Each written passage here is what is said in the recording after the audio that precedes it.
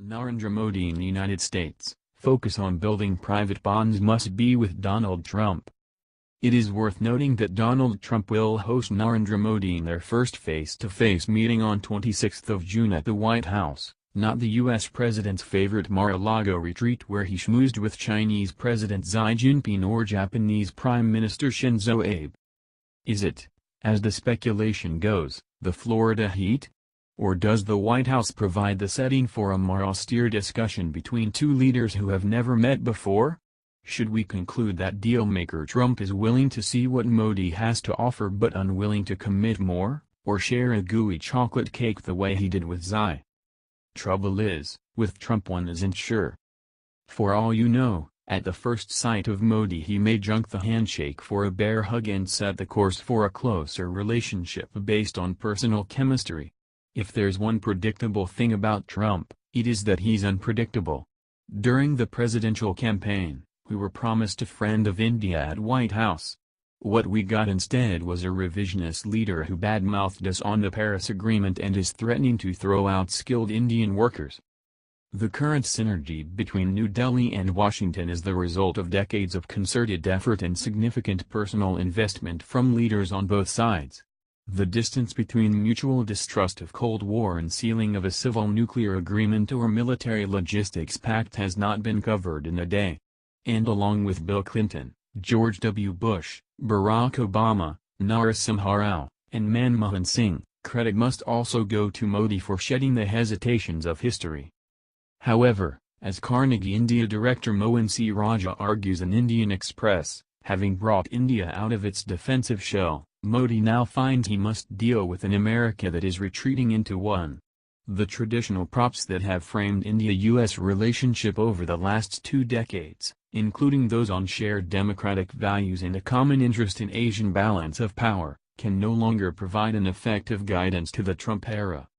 To ensure the continuity in relationship while dealing with a leader who is innocent of history, callous about alliances, suffers from attention span disorder, places personal relationships above national and geopolitical considerations and appears to be thoroughly incompetent for the job he has been elected to do, Modi may need to revise his strategy.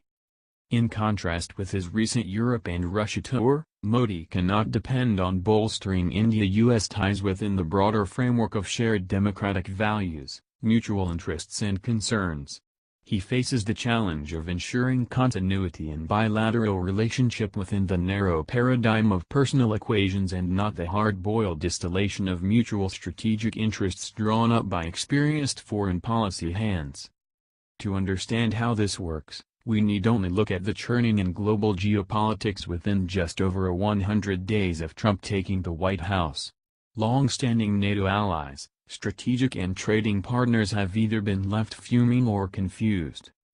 Countries whom Trump repeatedly vilified during his presidential campaign have turned into allies overnight. One by one, Trump has rubbed Mexico, Canada, Germany, France, South Korea, and Australia the wrong way while cozying up to the House of Saud and China, 2 countries that Trump has repeatedly accused of doing heinous things. In a June 2014 Facebook post, then-Republican hopeful Trump blasted Saudi Arabia for enslaving women and killing gays and accused Hillary Clinton of benefiting from dirty money. Trump also accused Saudi Arabia of funding global terrorism and suggested that the House of Saud may have been responsible for the 9/11 attacks.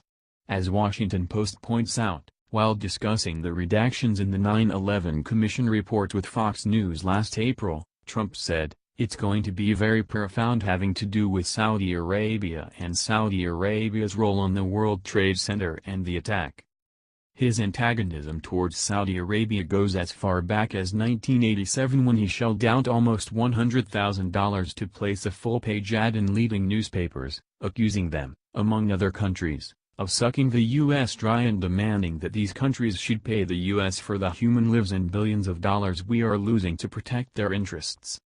As Trump landed in Saudi Arabia for his first presidential trip abroad, he seemed so taken in by Saudi hospitality that he forgot his past accusations, the delicate balance of power in the Gulf, America's troubled relationship with its ally and clasped the House of Saud in such a tight embrace that they felt emboldened enough to flex their muscles and engineer a diplomatic coup against Qatar, a long-standing U.S. ally.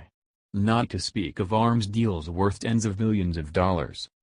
Similarly, after spewing regular invective against China and accusing it of exploiting U.S. workers, industry and manipulating currency, Trump met Xi and promptly declared him to be a great guy with whom he has great chemistry.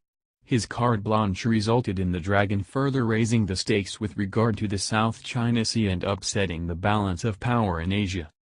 As Jackson Deal writes in Washington Post, in forcing Trump to reverse his outlook, both China and Saudi Arabia embarked on a two-pronged strategy, cultivating a personal relationship with Trump, avoiding the protocols and foreign policy verticals in Washington and opening a back channel through Jared Kushner, the ambitious yet naive son-in-law.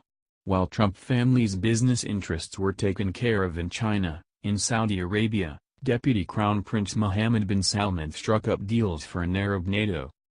In this new paradigm where the Trump family is worth more than Trump administration, there is little chance that India will be able to influence the U.S. president into reversing his policy decision on the H-1B visa program. India lacks the swiftness or improvisation of the Saudis and the Chinese, and places foreign policy within the realm of ideals and principles rather than realpolitik, for it to try and open a similar conduit through Kushner. Therefore, when Modi arrives in the U.S. on 25th of June and meets Trump the next day, he might look for an incident-free meeting. Trump's press secretary Sean Spicer has hit the right notes, predicting a dovetailing of interests between Make America Great Again and Make in India. It remains to be seen how Spicer's assertion that Modi's vision for New India will create jobs in the U.S. pans out. India would do well not to be taken in by mere rhetoric. It is okay if Modi fails to gain any major concessions from Trump. The key will be to weather the storm and, going ahead, set a working relationship based on a personal equation. The superstructure of the India-US relationship has enough built-in insurances to survive 4, or even 8, years of Trump uncertainty. In the end, the bilateral ties are greater and more important than the vagaries of a fickle showboat.